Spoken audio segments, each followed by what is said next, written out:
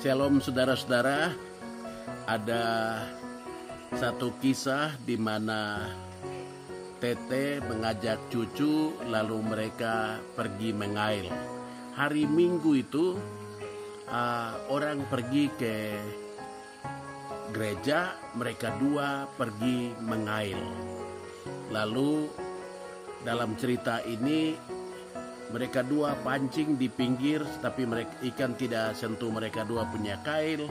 Lalu mereka dua bertolak agak ke dalam lagi. Lalu mereka pancing, mereka tidak dapat ikan. Lalu Tete bilang, cucu dayung agak lebih ke dalam lagi. Nah, di sana siapa tahu ikan ada di sana. Mereka dua pancing lagi tidak dapat ikan. Lalu cucu bilang sama Tete, Tete mungkin kita dua tidak gereja jadi Tuhan dia tahan ikan. Kita berdoa dulu supaya Tuhan dia kasih ikan. Sudah, siapa yang berdoa? Tete yang berdoa karena Tete orang tua jadi. Siapa tahu Tuhan dengar Tete punya doa. Lalu mereka dua berdoa. Tete berdoa begini. Tuhan, Engkau maha kuasa, Kau jadikan ikan. Engkau maha kasih, Kau kasih kami ikan. Nanti kalau kami dapat yang besar-besar, kami kasih Engkau, baru yang kecil-kecil untuk kami. Lalu cucu Kore, dia colek Tete. Baru dia ngomong, Tete jangan kasih Tuhan yang besar-besar, kita dua yang setengah mati, dia tidak bantu baru. Lalu Tete bilang, kok dia, kita dua tipu dia dulu biar dia kasih ikan.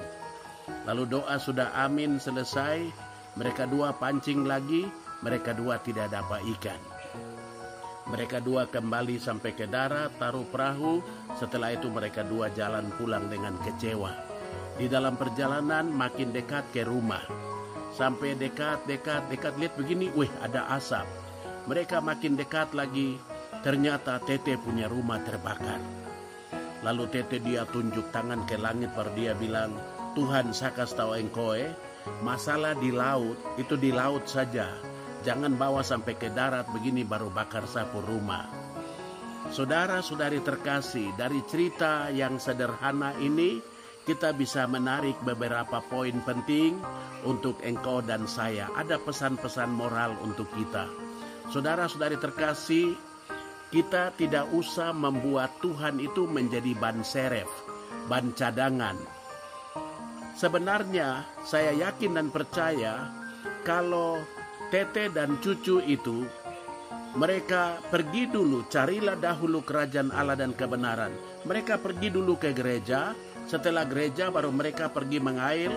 Saya yakin dan percaya kemungkinan tidak akan jadi seperti yang mereka doakan itu.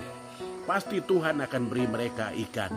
Tetapi karena mereka tidak cari dahulu kerajaan Allah, malah mereka membelakangi Tuhan, lalu mereka pergi mencari ikan, dan di situ saya melihat mereka dua gagal karena mereka menomorduakan Tuhan. Lalu pesan yang kedua adalah kita hendaknya prioritaskan Tuhan dalam situasi baik atau tidak baik waktunya. Selalu kita harus mengutamakan Tuhan, sebab Tuhan itu Alfa, Tuhan itu Immanuel, Tuhan itu Omega.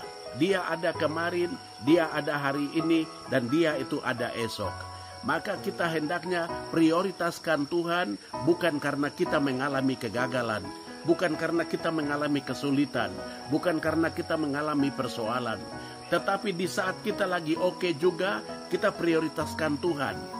Saya yakin dan percaya ketika kita lagi bersoal, ketika kita punya kebutuhan, ketika kita lagi bergumul apa-apa, saya percaya firman Tuhan itu ya dan amin. Marilah kepadaku kamu yang letih lesu dan berbeban berat, aku akan beri kelegaan kepadamu.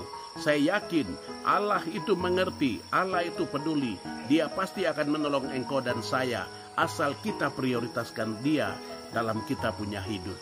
Dan pesan yang ketiga, jika kita berdoa tidak usah bermain-main, tidak usah pikiran lain, perasaan lain. Kita mengatakan sejujurnya. Kita mengatakan sejujurnya, seperti kita pergi kepada seorang dokter, lalu kita konsultasikan apa yang kita lagi alami. Kalau kita lagi sakit kepala, kita kasih tahu dokter saya sakit kepala. Lalu tandanya begini. Saya yakin dan percaya oleh karena keterangan dari kita dan penjelasan yang kita beri, dokter akan menganalisa dan dokter akan memberi resep yang tepat untuk menjawab persoalan kepala yang sakit. Saya yakin dan percaya demikianlah Bapa kita yang di sorga. Karena itu Tuhan berkata, hendaklah doamu jangan bertele-tele, karena Tuhan sudah tahu sebelum kita memintanya. Saudara-saudari terkasih, semoga cerita Jok yang sederhana itu, dia mau mengajari kita untuk beberapa poin yang sudah saya katakan. Dan yang terakhir, poin yang terakhir adalah, jangan persalahkan Tuhan ketika doa kita tidak didengarkan. Waktu Tuhan pasti yang terbaik. Segala sesuatu akan indah pada waktunya Tuhan, bukan waktunya kita.